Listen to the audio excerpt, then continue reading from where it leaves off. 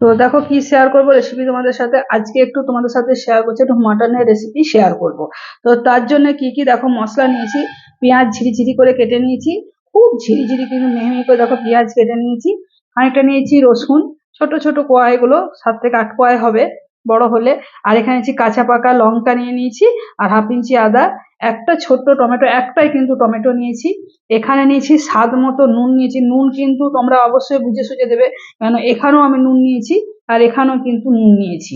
আর এখানে নিয়েছি হলুদ, এখানে নিয়েছি সামান্য 1 চামচ, কিন্তু 1 চামচ টক দই নিয়েছি এখানে। এখানে ব্যালেন্সের জন্য কয়েক দানা চিনি নিয়েছি।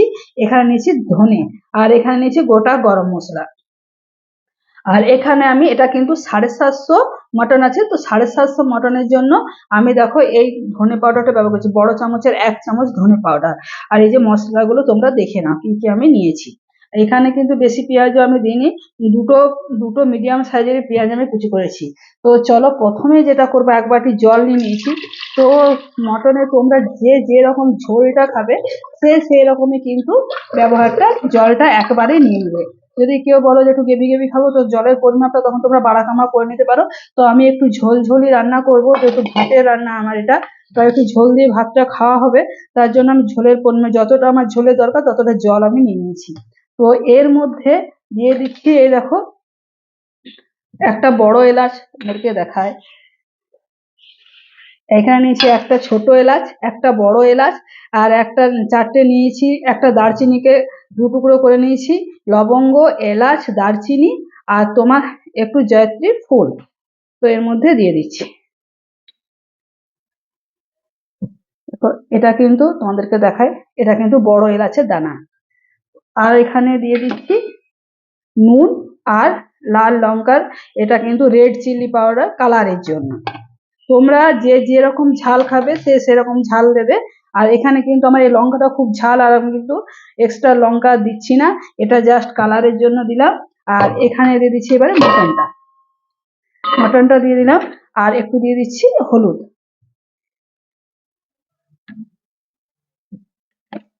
এরপর চলো চুলে চাপিয়ে দিচ্ছি, জাস্ট 2টো সিটি দেবো। তোমাদের প্রেসার কুকারটা কিরকম তোমরা দেখে নেবে, আমার কিন্তু জাস্ট 2টো সিটি দিলে হয়ে যাবে। তো চলো 2টো সিটি দিয়ে নিই, তাকে মশলাগুলো রেডি করি। তো প্রেসার কুকারের ঢাকনা বন্ধ করে চলো ওয়েট করি যতক্ষণ না 2টো সিটি পড়ছে, তাকে এখানে মশলাগুলো করে নিই। এখানে আদা, কাঁচা লঙ্কা আর রসুনটা পেস্ট করে নেব। তো চলো আদা, রসুন আর কাঁচা লঙ্কা পেস্ট করে নিয়ে চলে আসি। তো দেখো প্রেসার কুকার সিটি আমার এবারে পড়ে যাবে, আর এদিকে রান্নাটা করব সর্ষের তেলে। তো 2টো সিটি এদিকে তাকে পড়ুক। আর দেখো তেল আমি বসিয়ে দিয়ে দিয়েছি। আর আরেকটা জিনিস আমি মিস করে গেছি, তোমার আলুটা, আলুটা কি বলতো নুন হলুদ মাখিয়ে আমার একদিকে রাখা ছিল। হ্যাঁ, কাছে আনতে আমি ভুলে গেছি, নুন হলুদের জন্য মাখিয়ে রেখেছিলাম, নুন হলুদ আর একটু লঙ্কার গুঁড়ো। তো তেল চলে এসছে, এদিকে একটা সিটিও আমার পড়ে গেছে। তো চলো মাংসতে আলু খাবো না সেটা তো আর হয় না। তো চলো ওই জন্য আলুটা চলো লাল লাল করে ভেজে তুলে নেবো। আর এদিকে কিন্তু একটা সিটি পড়ে গেছে, আর একটা সিটি পড়লে অফ করে দিই। 2টো সিটি পড়ে গেছে, প্রেসার কুকার আমি অফ করে দিলাম। তো চলো আলুটা কিন্তু লাল লাল করে খুব ভালো করে ভেজে তুলে নেবো। যেহেতু মাংসটা আমার সেদ্ধ, তো আলুটা ভালো করে ভেজে লাল লাল করে কিন্তু ভাজবো। তো বন্ধুরা দেখো আলুটা কিন্তু একদম লাল লাল করে 80% মতো একদম ভেজে তুলে নিচ্ছি। আর তোমরা ফোড়নে চাইলে দিতে পারো, আমি কিন্তু ফোড়ন দিচ্ছি না, কেন আমি একদম এটা সাদা মাথা রান্নাটা করব, একদম হালকা পাতলা রান্না করছি, সেই জন্য কিছু সেরকম কিছু মশলা ব্যবহার করছি না। তো চলো আলুটা তুলে নিই। তোমরা চাইলে আলুটা তোলার পর তোমরা একটু একটা তেজপাতা, একটু সাদা জিরে, একটা শুকনো লঙ্কা তোমরা দিতে পারো, একটু গরম মশলা, কিন্তু আমি একদমই সাদা মাথা রান্নাটা করব। তো আমি ওই জন্য আর ফোড়ন দিচ্ছি না। তো তোমরা চাইলে দিতে পারো, খারাপ লাগবে না, খুব ভালোই লাগবে, কেন যেহেতু মাংস যত মশলা দেবে ততই ভালো লাগবে। কিন্তু আমার পরিবারের মশলাটা একটু আমরা কমই খাই, তো আমি ওই জন্য তোমাদের একদম হালকা পাতলা রান্নাটা শেয়ার করছি। তো চলো আলুটা তুলে নিই। দেখো আলুগুলো তুলে একটা প্লেটে রেখে দিলাম। এরপর এখানে দিয়ে দিচ্ছি আমি পেঁয়াজটা। আমি 2টো মিডিয়াম সাইজের বড় একটা মিডিয়াম সাইজের পেঁয়াজ এখানে কুচিয়ে নিয়েছি। তোমরাও কুচিয়ে নেবে।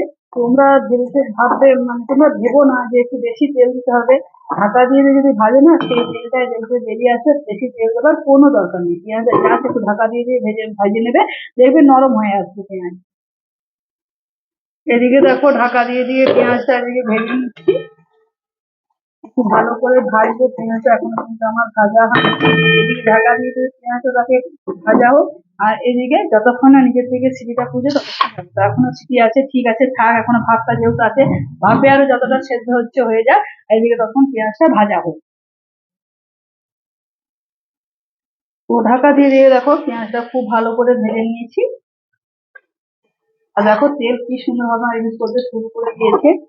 তোমাদেরকে বললাম এক্সট্রা তেল দেওয়ার কোনো দরকার নেই, এভাবে ঢাকা দিয়ে ভাজবে, দেখবে সুন্দর ভাবে ভাজা যাবে। এরপর এর মধ্যে দিয়ে দিচ্ছি টমেটোটা। তারপর এ দেখো আদা, কাঁচা লঙ্কা আর রসুন পেস্টটা দিয়ে দিচ্ছি। এবার মিক্সি দিয়ে বাটি ধোয়া একটু জল দিয়ে দেবো, ভালো করে ধুয়ে, এভাবে ভালো করে ধুয়ে তোমরা জলটা দিয়ে দেবে।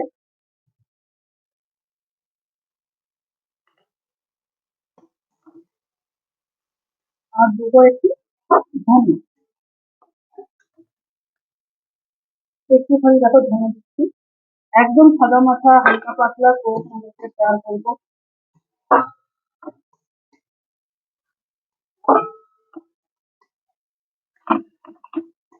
চলো একটু কাঁচা গন্ধটা বেরিয়ে যাওয়া পর্যন্ত অপেক্ষা করি। এর মধ্যে দিয়ে দিচ্ছি নুন আর হলুদটা এর মধ্যে দিয়ে দেবো। দেখো নুন আর হলুদ একবারে আমি নিয়ে নিয়েছিলাম, এই নুনটাও দিয়ে দিলাম। আর এই হলুদটাও দিয়ে দিচ্ছি, নুনটাও দিচ্ছি। নুনটা কিন্তু তোমরা অবশ্যই দিতে দেবে, প্রথমে একটু কম দেওয়ার চেষ্টা করবে, কেননা যেহেতু মাংস তো আমি অলরেডি দিয়ে দিয়েছি। আর এটাতে এখন কালার আসবে না, কেন যেহেতু আমি কাঁচা লঙ্কা ব্যবহার করছি, তোমরা চাইলে শুকনো লঙ্কা ব্যবহার করতে পারো। চলো কাঁচা গন্ধটা বেরিয়ে যাওয়া অবধি ভালো করে, খুব ভালো করে নাড়িয়ে চাড়িয়ে একটু কষে নেবে। তো ঢাকা খুলে ঢাকা বন্ধ করে যাতে তলায় লেগে না যায়, তো তার জন্য দেখো খুব সুন্দরভাবে নাড়িয়ে চাড়িয়ে নিচ্ছি। আর বেশি তেল দিয়ে কিন্তু আমি রান্নাটা করিনি, তোমরা তো দেখলে। তার সাথেও দেখো কি সুন্দরভাবে তেল রিলিজ করতে শুরু করে দিয়েছে। খুব অল্প তেল মশলা তোমাদের রান্নাটা শেয়ার করলাম। আর এরপর আমি দেবো এর মধ্যে ফেটিয়ে রাখা টক দইটা। টক দই তোমাদেরকে বলে দিই, কেউ নুন দিয়েও ফেটিয়ে নিতে পারো, কেউ আবার একটু ময়দা দিয়েও ফেটিয়ে নিতে পারো। আটা হোক ময়দা হোক, একটু দিয়ে ফেটিয়ে দেবে, তাহলে কিন্তু আর কাটবে না। সামান্য এক চিমটি মানে এক চামচই দিয়েছি টক দইটা।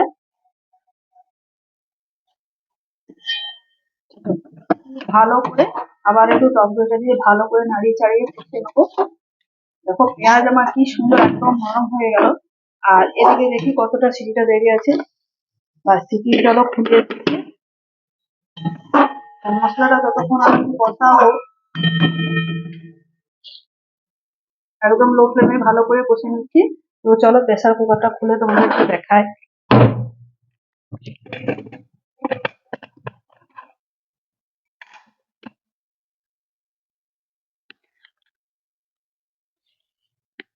এখন একদমই গরম, একটা হাতা নিয়ে আসি।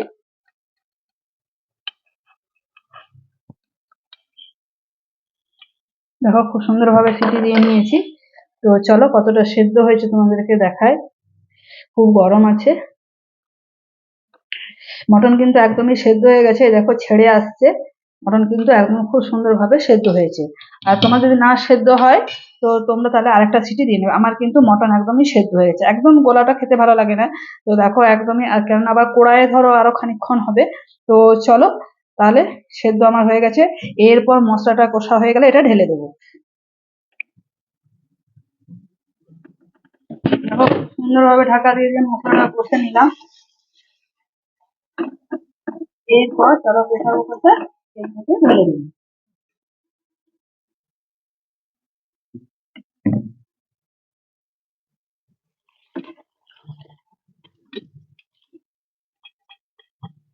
একদম সাদা মাটা পাতলা ঝোল করছি এটা।